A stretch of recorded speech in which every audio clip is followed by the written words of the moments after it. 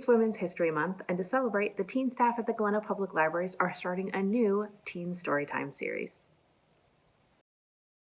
I'm Kearsten, teen librarian from the Glendale Main Library, and to start things off, I'm going to talk about several ladies in history, all featured in this amazing graphic novel, Brazen, Rebel Ladies Who Rocked the World by Pénélope Bagieu. Brazen covers the stories of 29 rulers, rebels, athletes, lawyers, rappers, even mermaids. First up, Zingo, Queen of Ndongo and Matamba. Born in 1583, died in 1663. King Kiluanji fathers 4 children whom he loves tenderly. But his favorite baby is born in 1583 with the umbilical cord wrapped around her neck. The word kunjinga, to twist or turn in Kumbundu, gives the little girl her name, Zinga. The midwife makes this prophecy: she will be my queen. From then on, Zingo rules the heart of her smitten father, who takes her everywhere he goes. Even to war, which is raging between Ndongo, present-day Angola, and Portuguese invaders launching repeated attacks. When their father dies, her brother Mabandi, though hardly the brightest bulb, ascends to the throne. He is wary of Zinga, and for good reason. She is much smarter than him. Out of suspicion and paranoia, he even decides to have his sister's son killed just to be safe, thereby turning her into his sworn enemy number 1. The new king isn't quite sure what to do with this quick-witted young woman and her finely tuned mind. Let me handle the politics so I don't get in your way, your majesty.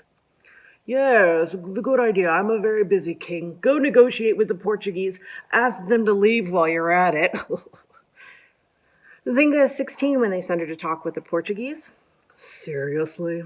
They figure it will be sinfully easy to deal with an impressionable kid. And this little girl is a pistol. In order to embarrass and rattle her, the governor doesn't offer her a seat. A mat on the ground, traditionally reserved for inferiors in Mumbundo culture. But Zingo refuses to be humiliated in such a way. Okay then, let's begin. Next up, we've got La Mariposas, Rebel Sisters. They were born in 1924, 26, and 35, and they were all killed in 1960. The Mirabals have 4 daughters. They live in Ojo de Agua in the Dominican Republic. Patria, Adela, Minerva, Maria Teresa. By a stroke of luck, all 4 of them are brilliant, determined, and beautiful. At this time, their country is run by a horrible dictator who calls himself El Jefe, the boss, Rafael Trujillo.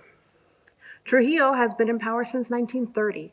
A cruel despot, he keeps tab on the opposition thanks to a much-feared secret police. Nasty business.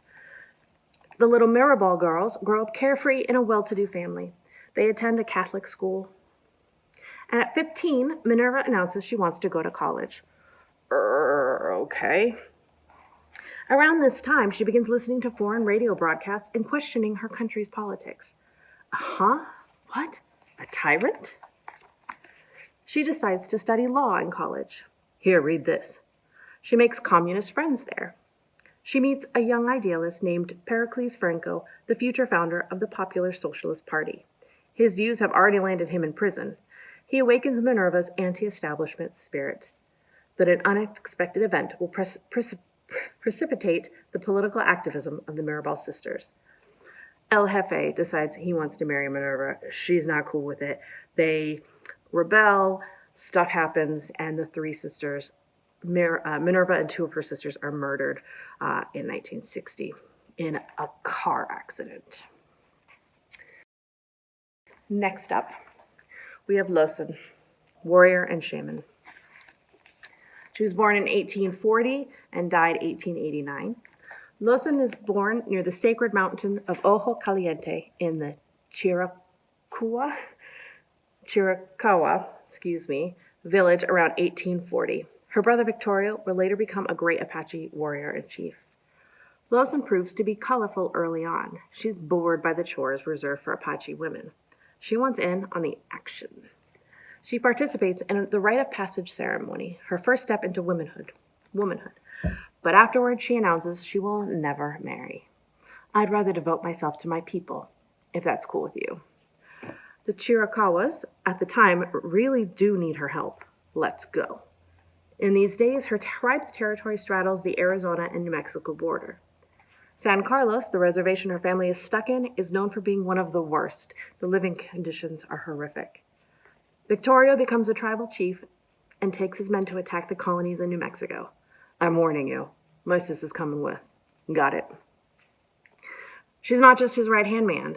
Victorio describes his sister as strong as a man and braver than most of them. Not to mention a skilled horse thief.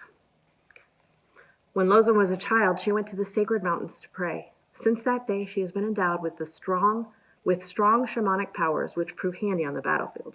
She can run as fast as a horse and heal wounds. In addition, this warrior can feel in the palm of her hand the position and numbers of her enemies, thanks to the help of Losin, the Apache supreme deity. Ignatis, thought to be the first female gynecologist. Ignatis is born in Athens in the 4th century BC. As a child, she witnesses women in her family suffer and die in childbirth, usually because they try to manage things themselves rather than call on a male physician for help. You see, the Athenians had recently barred women from practicing medicine, as they suspected they were providing abortions. I mean, really, those witches, just as soon seen them die.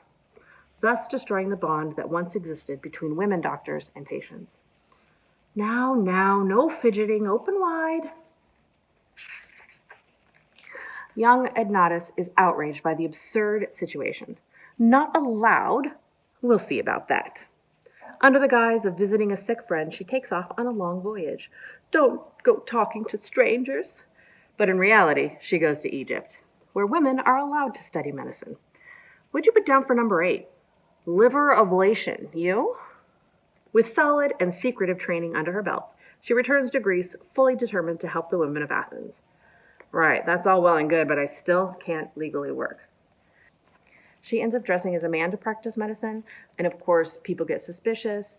She's accused of sleeping with her female patients, and so in front of a tribunal, she basically goes, yeah, not a dude, and then they get angry and they sentence her to death for lying about it, but then a crowd of angry women, the wives of the men that were putting her on trial, basically stormed the tribunal, were like, nah. And ashamed of themselves, the men eventually acquit the accused and legalize women doctors in Athens. Those are just a couple of the amazing women covered in this book. I highly recommend you check out Brazen, Rebel Women Who Rock the World by Bagieu. I'll take all my Post-its out before I return it to the library.